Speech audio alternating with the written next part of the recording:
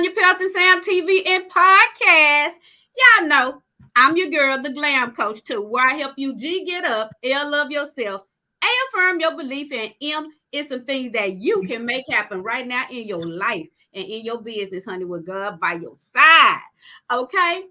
So y'all know also, if you need a workbook, if you need a plan or anything like that, any digital product creation or physical, come to your girl. I'm the person to get that done. We have a guest today. That this is exciting. We have Kyara with us today. And Kyara is going to tell you a little bit about herself and what she does. And then we're just going to jump right into this interview. And she's going to drop some nuggets that's going to change your life. Okay, Kyara, get to it. Hey, everyone. Thank you so much for having me on your podcast today. I'm definitely looking forward to our conversation.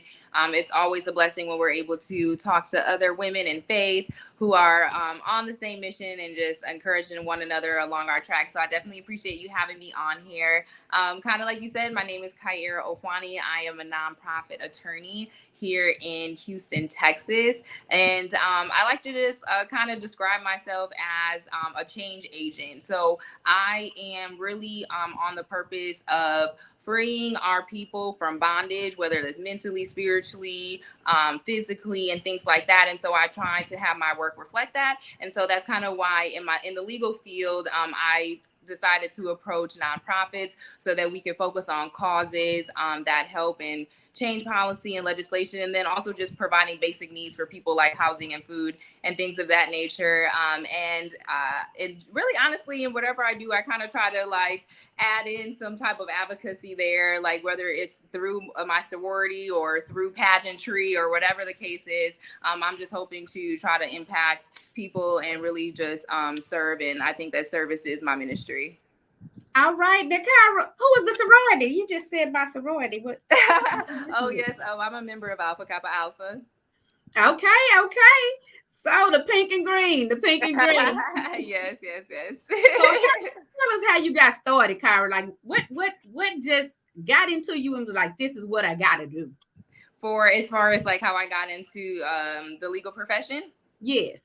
Okay. Well, honestly, I have known I wanted to be a lawyer since I was very young. So I'm very much a routine kind of one track person. Once I set my mind on something, I kind of make the goal from there. But I grew up in Janesville, Wisconsin. I'm not sure if you're familiar with Wisconsin, but very, very cold state.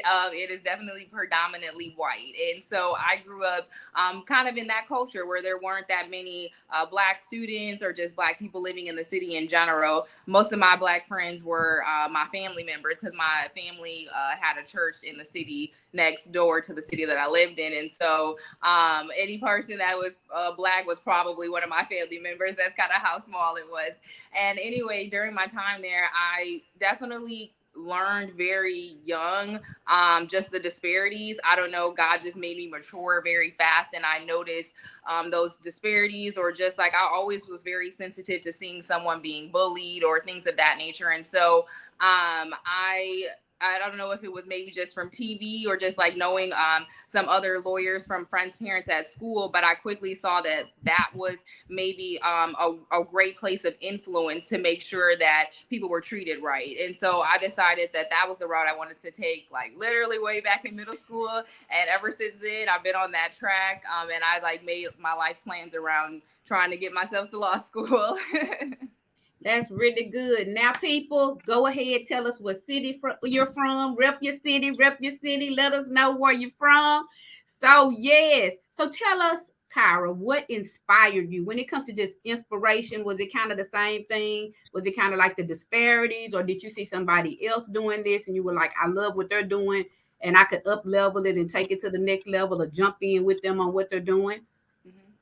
I would say honestly, what inspired me was, well, really kind of the disparities, like you said. I would see that a good person would be poor or would be getting bullied or just have like random things happening to them, and it would be people that didn't have good character that were rich or that were just seeming though that they were getting all of these opportunities. Now that I'm older and I understand, it's like those opportunities that I thought were flashy were of the world and things like that. So I understand that now. But at that age, I didn't understand why these people would be able to get good things and good things would happen to them when they weren't having a character. And so really that was my inspiration, where I was like, um, I'm not scared to say something. So I feel as though it's my duty to speak up if someone is being untruthful, or if they can't stand up for themselves, because the reality is people don't do good with conflict. And so sometimes they'll let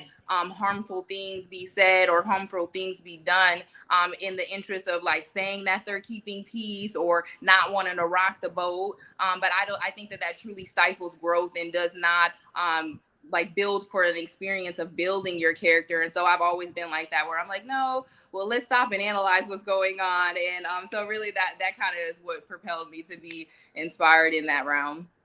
I love that. I love when you're talking about conflict and solving conflict. And it is not, I'm one of those people. So some Mm-hmm. people are not they're just not people that's just going to speak up all the time. So we definitely need people like you in the world to do that. So what's some tips? What's some advice you'll give people? Like if they just can't stand up for themselves and speak up, give us some tips. Yes. Okay. Well, I mean, when it comes to like the business and the professional realm, definitely you can always have a support team. You can always have a legal team to help with that way. But in your personal life, I definitely think that really knowledge of self is truly power, and that will boost your confidence to be able to speak on things. And so the more that you gain knowledge, spiritually or just like about the world in general, like your inner self won't even allow you to be quiet anymore. So really I would just start there with really truly knowing yourself. What things have happened to you in the past that make you scared to have conflict in general? Because a lot of times I know for me, I've always been very well with handling conflict for other people, mediating those situations and things like that. But when it came to my personal life, I would get anxiety, or I would, just try not to rock the boat, because it's different when you're handling somebody else's problem and then when, the dramas in your life. And so I had to really sit down and say, like, why am I scared to speak up? Like, what do I think is going to happen? And so you unpack from there the things or the childhood traumas or things like that that have happened to you that stifle your tongue. But I think that just starting there, like knowledge of self and, really healing from those childhood traumas, because life and death is in the power of the tongue. And so if you don't even speak life over yourself, or how can you really speak out what you want to happen in your life? So I definitely love that. I love that. So let's talk about this. If money was no issue, like somebody just had checks, they were writing you unlimited checks, and they're like, "What do you want to do, Kyra, for other people? What do you want to do for yourself? Where do you want to go? What would your life look like? How would that impact you?"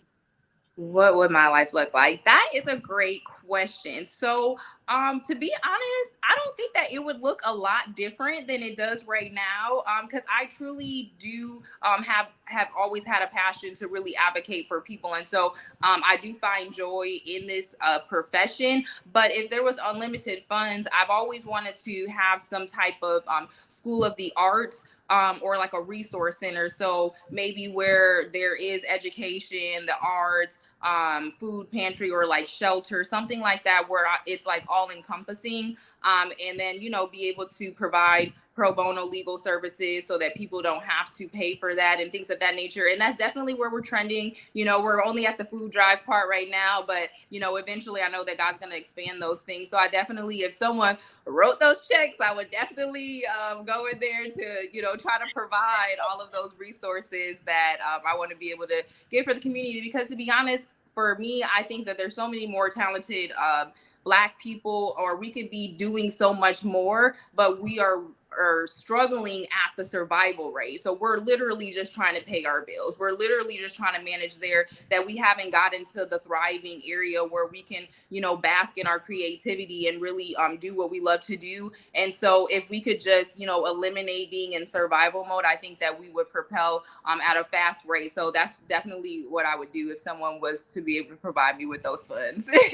Look, I love that because I'm a creative and I learn creatively. And so I worked at a school and I was one of the first art teachers that was in HISD. They had just brought art back into some of the schools. And so Okay. people don't realize, like some of the low income schools, they don't experience the arts, right? They don't experience things that can make them more cultured. And so I realized how important it was, and then I wrote a book about it, a school Okay. without art, and it was just really showing how art, a school without art, how the school can basically die out. So Okay. education is important, math is important, but things when you come to writing and Hmm. things like that, the art helps with that, right? It helps the creativity flow. Definitely. It gets your brain pumped up. Just the colors, just the things that you're doing. So yes, I do believe that creativity, whether it's music, whether it's art, it makes you more cultured, right? And so you can do Yes. more with that, right? When you get in other cultures, and it makes you appreciate other people too. So Yeah. I Definitely. And like it honestly just shows like the disparities in the communities, because like I was telling you before, I grew up in a predominantly white area. So in our schools we had music classes, we had to choose an instrument. So I play the violin and the piano, but I started learning that in school. And my school wasn't an art school, it was a regular public school, but they had the Mhm. music class. You had to learn how to play the flute, the piano, you had to pick an orchestra instrument.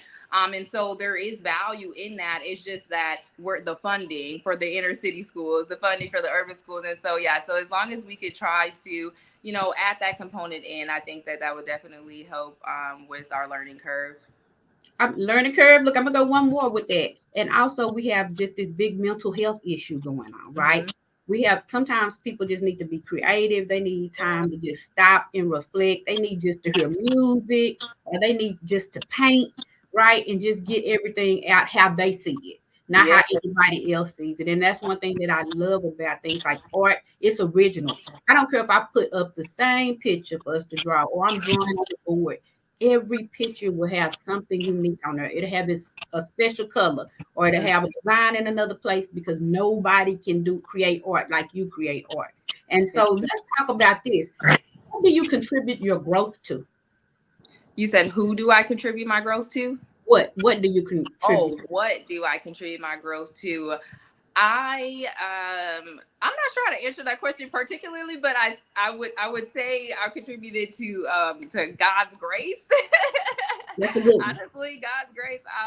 So I have been blessed to be able to live in many different states, cities, and travel and things like that during my journey of education and tapping into my profession and things like that. And so each place that I have gone, I've been able to experience a different perspective, a different culture, and learn more about my relationship with God, and have accountability in different places. And so I think like sometimes, if when you stay at home, sometimes you don't necessarily get to have a relationship with God on your own all the time. Sometimes it's routine. Well, especially for me, I'll speak for myself because my family had a church, so it was almost like routine. Like this is what we do. These are the days that we go, things like that. But Mhm. just like a relationship on my own as an adult. And so throughout the journey of moving different places, I had to establish that. And then I would also say, I really think that the growth happened. My major growth has happened in these last 5 years, as far as once I went to law school and started learning different things, and then I got married and I became a mother. And so during that transition of, when you're married, your partner really is an accountability partner, a mirror for the things that you're doing. And so you can really see your character is tested on a regular basis, because I think, when we're just out in the world and we encounter people here and there, you don't really get to be tested as much. So you think that you're good, you think you patient, you think you're Yeah. disciplined, but until, you're in the fire, you don't really know if you're really there yet. And so I think that, me just being in more conflict from being a lawyer, and then also being married, and then having to be an example for my child, I think that that has helped a lot with God placing me in those places to see my character and have to seek Him out more, so that I could grow. I love that. So we're gonna jump to one other place. Since you said Okay. that, you went ahead of Mhm. me. But like, how do you stay motivated? How do I stay motivated?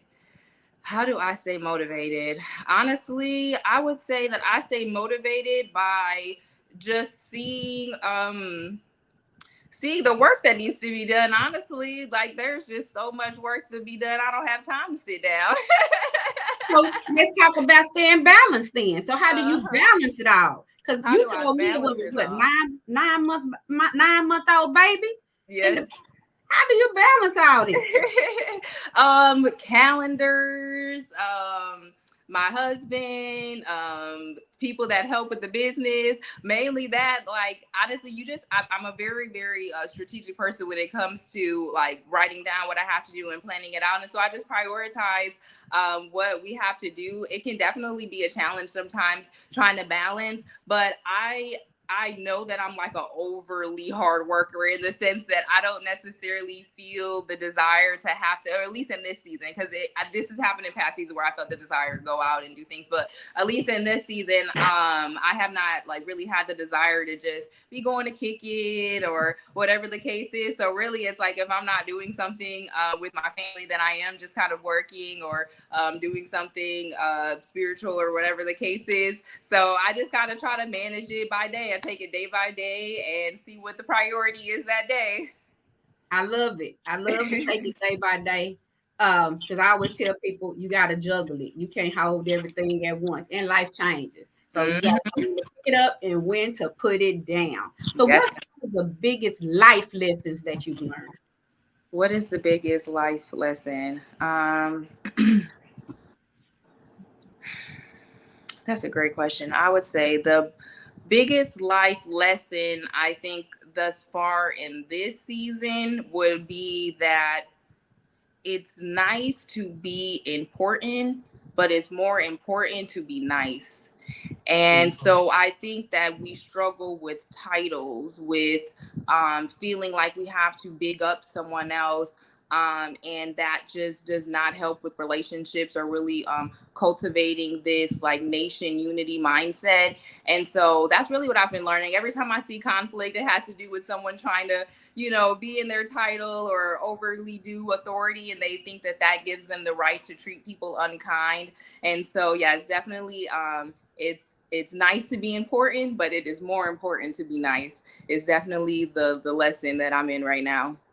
I love it. I love it. You guys go ahead and tag, like, and share. Tag, like, and share. Come on, guys. Bring some people on into this conversation. So tell me this. What's next for you? Like, what's next for What is next? That's a great question. What is next? What's next is kind of what I was telling you about the education, the school. I'm really, really praying and seeking God to like get an investor, a grant, something so that we can expand our nonprofit. Especially so I have a son, and so he's 9 months now, and we definitely want to do more of a homeschooling or have more autonomy around what he's learning. And so for me, if I can be the provider of that education, if I own the school, if I'm in the process of picking the teachers or the curriculum that's being taught to him, I think that that would be very, very great. Because sometimes at least from what I've observed, is a lot of things that happen to children either end up happening at daycare or when they're at school. And so some of that comes from us not knowing the teachers or, who's in the building or what's going on. And so to just eliminate any of those potential issues, I want to definitely be highly involved in that. And so getting some type of building where we can have some type of small school in there. We have the pantry now, but we want to make it more of like hot food so that if homeless individuals or others that just need food in general can come there and get a hot plate. Eventually have some multi-units if we need to shelter people at different periods of time when they're rehabilitating themselves back into regular life and things of that nature. And then also to still just be able to have that the legal portion. So a lot of people don't get a lawyer because they can't afford it. So if we could be able to provide more pro bono services, I think that that would be great as well. So really, we're trending towards that. We're working towards that, and hopefully that is going to happen in the next couple of months to a year. So definitely be on the lookout for those things. All right, all right. So we have something exciting coming up.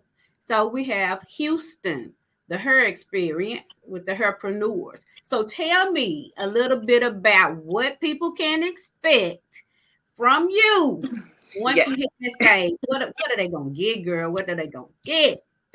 Yes, so we're going to be getting lots of things. We're going to be getting a variety of information from business to faith to legal to marriage. We're going to be getting so many different things. So one panel that I'm going to be moderating a panel with some other women attorneys, and we're just going to be talking about how to start your business, trademarks, contracts, things like that, just to make sure that we provide that educational piece for the attendees of the conference. And then I'm also doing a keynote speaking for one of the days as well. And so during that time, I'm going to be talking about a message of man's law versus God's law. And so we're just going to talk about the different laws of this land that contradict God's law and how to navigate that. I'm going to talk about just some different experiences that I've had to experience with being an attorney and having to navigate that realm. Sometimes lawyers like to call it the belly of the beast, because you truly are getting in the depth of some things that may be ungodly, and you're trying to fight against that in their realm. And so we definitely want to talk about that, bring some of those things to attention. And so, yeah, it's going to be great. It may bring up some controversial topics, because, you know, the Bible definitely contradicts some laws that are going on here that we have to follow. So we want to bring those things to light and make sure that we have our moral purpitude and that we're following God's will for sure. I love it. I love it. I love it. So I'm excited. I'm excited. Really, I'm excited about meeting you in person too. So Yes, yes. me too. So if you could give us one piece of advice that could help us today, what would be that most important piece you give us? The most important piece of advice. I would say the most important piece of advice that I would give us today is to build character.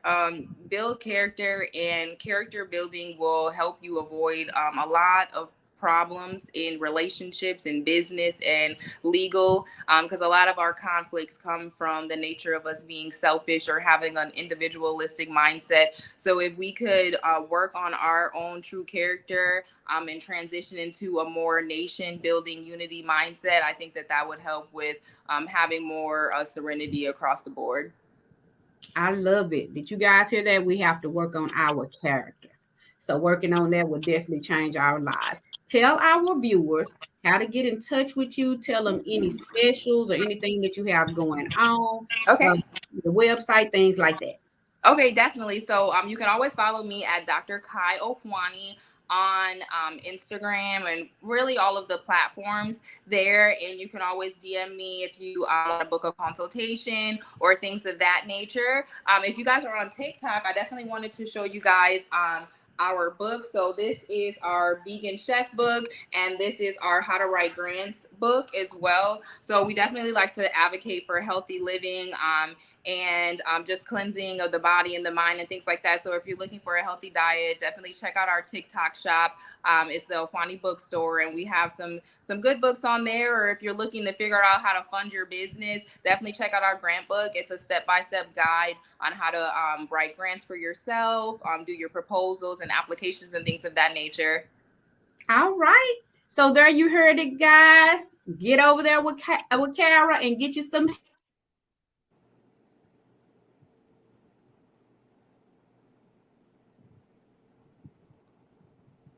grants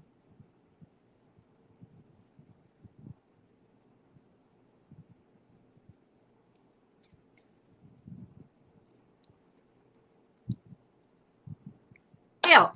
So, also known as Bear Night.